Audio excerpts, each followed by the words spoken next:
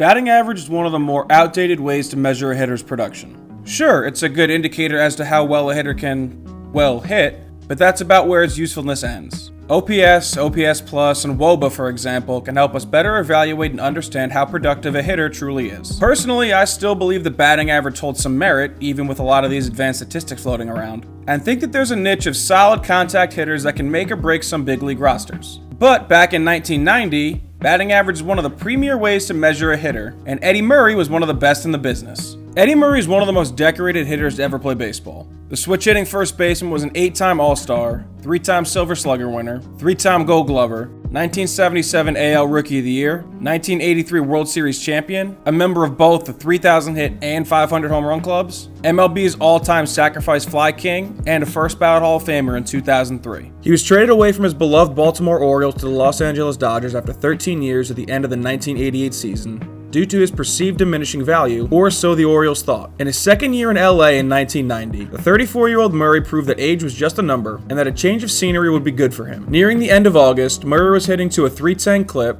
tied for 6th in the major leagues and a good 30 points behind Lenny Dykstra for the league lead. But Murray would go on an absolute tear to close out the season, hitting .395 across the last 33 games in the 1990 season, raising his average to .330, the best in all of Major League Baseball. Royals legend George Brett took home the AL batting title in 1990, finishing his season with a .329 average, just a point behind Murray for the league lead. But despite leading all of Major League Baseball with his .330 average, Murray wouldn't win the batting title in the National League. That honor went to Willie McGee, who finished 1996th in Major League Baseball with a .324 average, behind Murray and 2 other National League hitters. So, just how did this happen?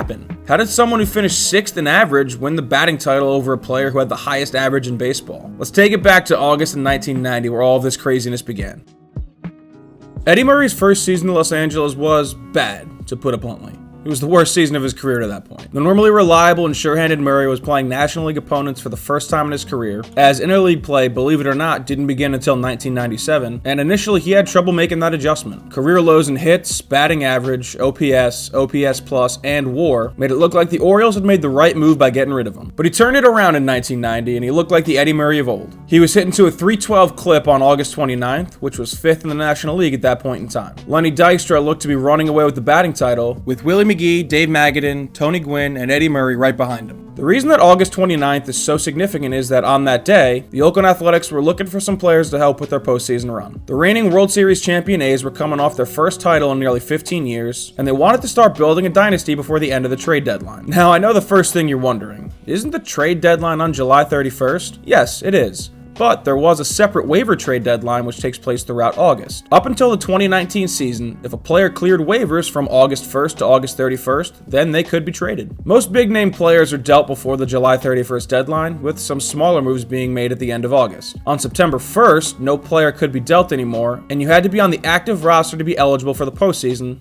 hence why the A's were desperate to make some moves. The first player they had eyes on was future Hall of Famer Harold Baines, who they acquired from the Texas Rangers for a pair of players to be named later on August 29th. The same day, they would acquire another outfielder in Willie McGee from the St. Louis Cardinals for 3 of Oakland's top prospects at the time. McGee was a solid player during his career and was a hitting machine during the 1980s. He took home the 1985 National League MVP award after leading the league in hits, triples, and batting average, while posting career bests in WAR, OPS, and OPS Plus. It wasn't like the Athletics were trading for a random outfielder here. McGee was a speed demon whose bat-to-ball skills were some of the best in the game, and in 1990, he was still in the prime of his career. In an unrelated note, at the end of the waiver trade deadline on August 31st, 1990, the Boston Red Sox wanted to bolster their bullpen for their playoff push and traded future Hall of Fame first baseman Jeff Bagwell, then in Double-A, to the Astros for right-hander Larry Anderson. Anderson would pitch 22 innings for the Red Sox in 1990 before heading to San Diego via free agency at season's end, while Bagwell would begin his Hall of Fame career in Houston the next year. So Willie McGee, like Murray a few years prior, switched leagues when he was dealt. At the time he was traded, McGee was batting .335 for the Cardinals and had accrued 542 plate appearances in the 125 games he played in, just above the qualifications threshold of 502. A player must have 3.1 plate appearances per team game in order to qualify for the batting title, which comes out to 502 plate appearances over a 162 game season. So, when he was traded from the National League into the American League,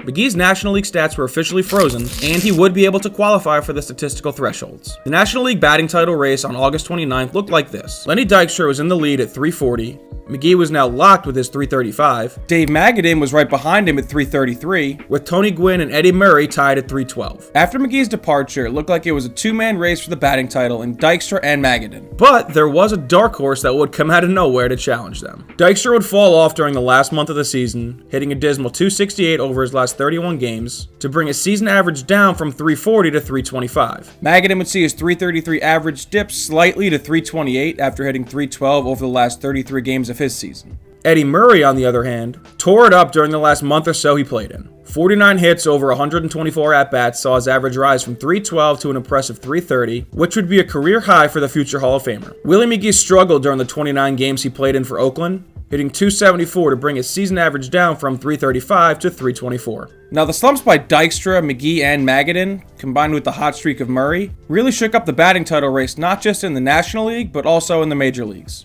The Major League batting leader was Murray with .330, thanks largely in part due to his dominant September. George Brett led the American League and was second in baseball with .329 average, followed by Magadan and his .328 average. Lenny Dykstra was just behind Magadan with a .325 average, good for fourth in the majors, just fractions of a point ahead of Rickey Henderson. Combining his stats with both the Cardinals and the Athletics, Willie McGee officially finished sixth in the major leagues with a .324 batting average. Despite finishing sixth in the major leagues, McGee officially won the batting title in the NL. When he was traded, his .335 average was officially frozen, and thanks to Dykstra and Magadan's end-of-the-year slumps, he would go on to win the batting title in the NL, 5 points ahead of Eddie Murray, who led Major League Baseball in batting average. Back in 1990, Major League Baseball only officially gave out batting titles to the American and National League winners, figuring that one of those winners would also win the Major League Baseball batting title. That season was the first, and to date only, season in Major League Baseball history that a player lost a batting title due to the different record keepings of each league, and Eddie Murray was the victim. This would have been Eddie Murray's first and eventual only batting title in his career, although he's not officially credited with one despite having the highest batting average in the league. I've looked at his baseball reference page at least a dozen times before researching this video, and had never noticed his average for 1990 was italicized, meaning that he led the league, but not bolded. On Baseball Reference, italicized means that a player led all of Major League Baseball in a particular category,